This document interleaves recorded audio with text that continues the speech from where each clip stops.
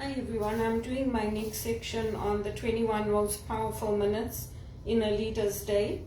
Revitalize your spirit and power with your leadership. So this is John Maxwell's book, and today is day 2. The leadership thought for today is respect is a matter of leadership, not position, title, or gender. So he's building on this story of Deborah, who is a woman in the Bible, and how she gets to serve her nation and she defeats their enemies. And when we look at respect, he's taken the letters of that word, R-E-S-P-E-C-T, and he's built his teaching around that. The first point to remember is that you respect yourself and those you work with. So if we don't respect ourselves, if we don't know what skills we're bringing to the table, if we don't know what we're capable of and what our limitations are, other people are not going to respect us either. And it doesn't matter what that job is. It could be doing the call center work like I was doing, or it could be doing board work like I was doing. I was always able to hold my ground, and some of the grandiose ideas that people living in North America have about what they think is going to work in Africa is completely off the radar. And you try to tell them, you try to talk to them, and they don't want to listen. They're like, hold on, we've been in Canada since we were born here. We're third and fourth generation. And I don't hold back. I say, hold on.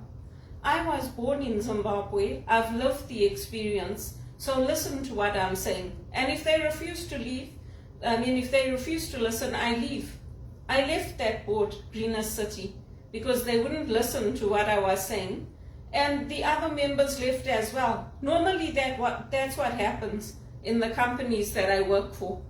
That's what happened at TD Securities. They wouldn't listen to what I was saying.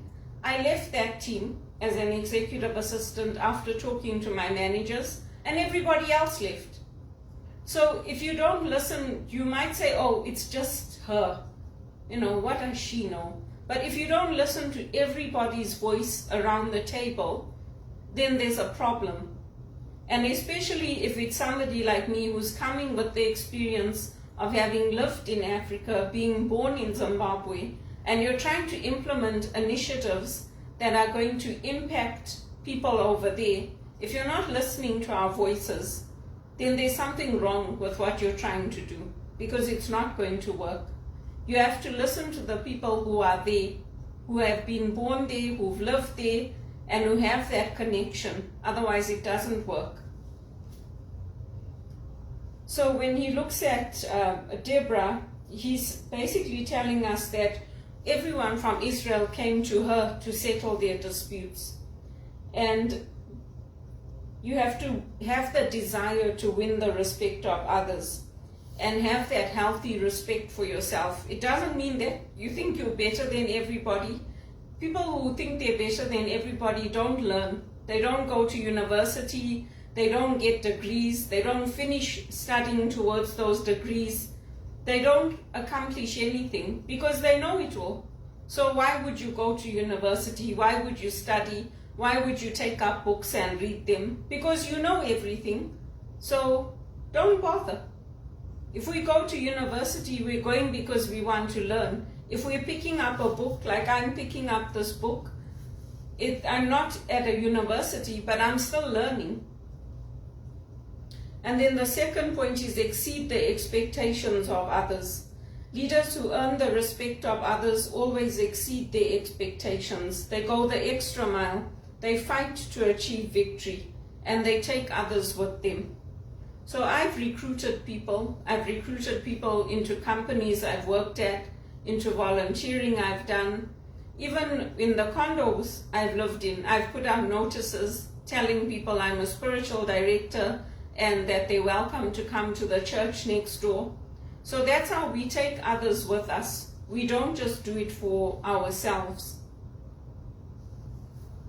And Deborah raised the standard of living for the common person and returned the nation to peace. And that's in Judges 5:7. The third point is stand firm on your convictions. So Deborah came from the southern part of the nation, and she called Barak, a powerful man from the northern tribes, into her presence and commanded him to fight the Canaanite army to the north. That took her courage and it took her conviction. So it's the same thing as when we go, whether it's on behalf of the church or it's on behalf of organizations like the One Campaign. When our church asks us to write to these MPs to stand up to medical assisted suicide, medical aid in dying, to stand up to websites where you can go on and promote it, and some of the MPs are supporting it and saying everybody has a choice. That takes courage, because there is a backlash that comes to those of us who do it. But we do it for ourselves, and we do it for the generation coming after us, because you don't know when it's going to be your turn. I mean, for me, I had to accept that stupid report saying I had anxiety and that I was delusional. I told my doctor, I'm not delusional. Just because Credit Suisse don't want to confirm what I'm saying doesn't mean I'm delusional. So he's like, no, leave that part of it out. But he said, you have to accept some part of it, otherwise they're not going to leave you alone. They're going to destroy your life. So I said, okay, fine, I'll accept the anxiety for the sake of it. But I disagree with this report completely. And those same MPs, I sent them that report. And I said, this is wrong, this is wrong, this is wrong, this is wrong. I pointed out all the things. So you have to have that courage of your convictions. Because if you don't believe in yourself, nobody else is going to do it. And if you don't take a stand for your own life and your own health, nobody else is going to do it. The third point, what the P is, possess uncommon security and maturity. So Deborah sang in Judges 5:9, my heart is with the rulers of Israel who offered themselves willingly with the people. She recounted all the people who participated in the real victory, even mentioning the command of Barak, despite her admonition to him that a woman, Jael, would have the honor of killing the Canaanite general, Sisera. Leaders cannot help people experience success unless they've experienced success themselves. So unless I have gone through a process of studying, of learning, I can't have people shadow me. I can't mentor others. I can't help people to navigate the culture of this land, or Zimbabwe, or South Africa, because I have not lived it. So how am I going to help other people be successful if I am not successful? If I hadn't earned that $35, $40 an hour, $50 an hour in my contracts, I would not be applying for jobs paying $100,000 a year. But that's what I was earning. And I am capable of earning that and of doing those jobs because I've proven it. When HSBC let me go, they didn't let me go because of the quality of my work or because I wasn't able to manage the team. And my team was split. I was here with my boss and the rest of them were in Vancouver and in the UK. And I had to manage that team. So it doesn't mean that because I earned minimum wage for the last 5 years that I can't be blessed and earn over 100,000. Why can I? If I can do it in a contract, I can do it in a permanent job. And then the third point is experience personal success. So Deborah was already a success as a prophetess and a judge before she asked people to fight. So before I recruit people to come to the church or to come help with the One Campaign or to come volunteer, I've done it already. And because I've done it and I've been successful at it, I can tell others. And I haven't only had the opportunity to read in the church, I've been a Eucharistic minister, I've managed and coordinated the children's liturgy program, I've helped with events, I've helped with soup kitchens, I've helped with Out of the Cold, I've helped with many different functions, playing the piano, being in the choir at Regis College, I've been a retreat director. I've organized retreats and I've given them at Regis College. And even in Zimbabwe, I had many, many different positions, and I had people on top, the priests, the nuns, that I was reporting into, that were working with me.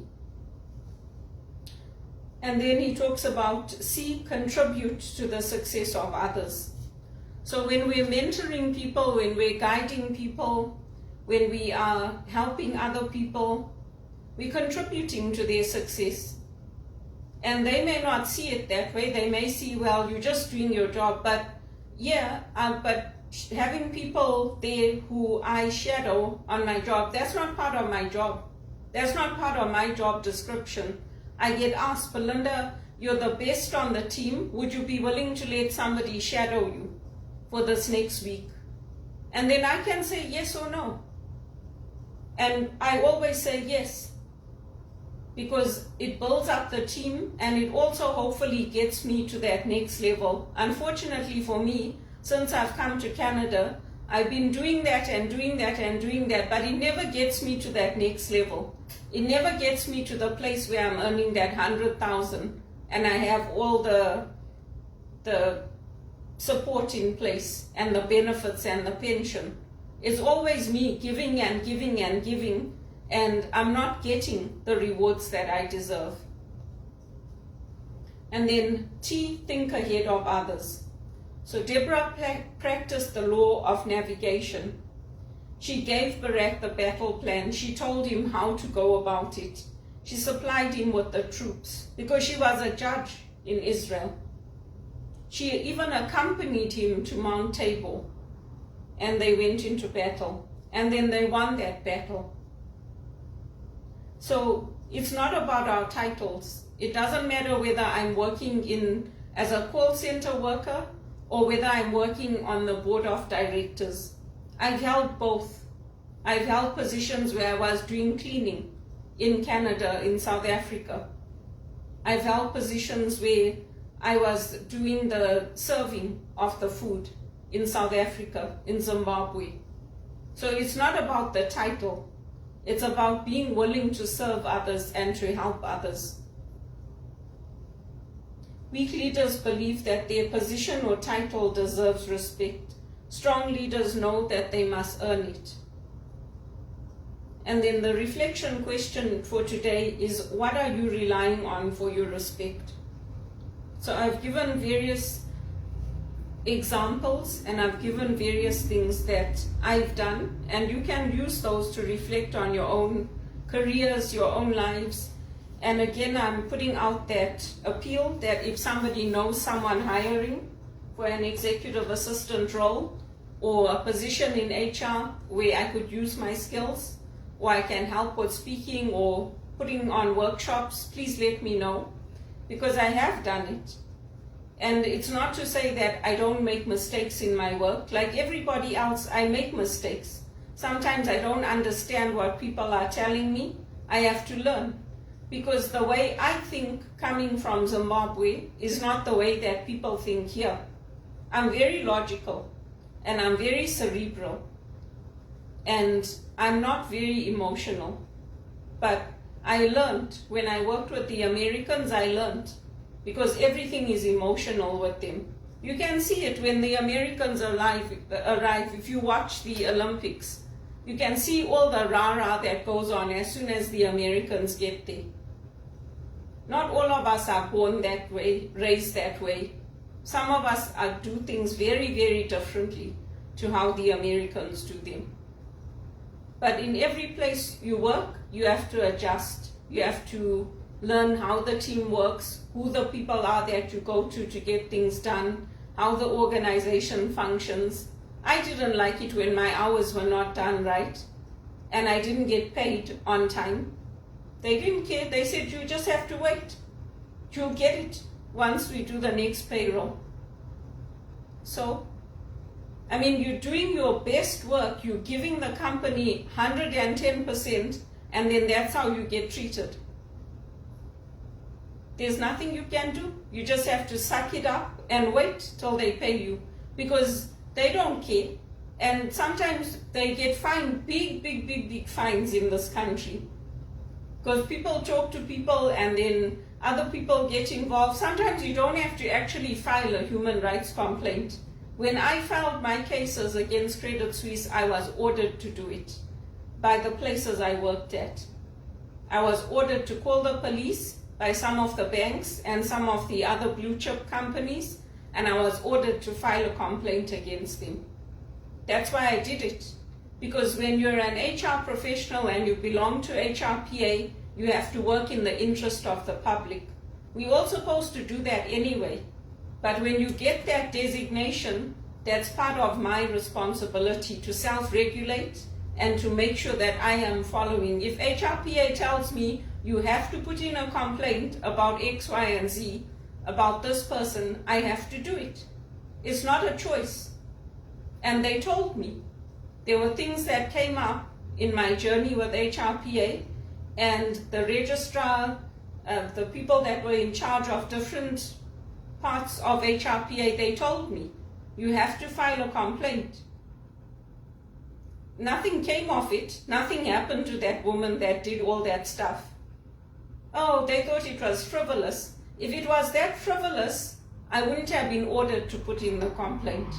It came from the regulatory body of the HRPA. And the same thing keeps happening over and over and over. I do the right thing, I get the wrong result. I do the right thing, I get let go from my jobs. So it's not me that's the problem. There's a problem with how things are being done in this country. And it needs to change.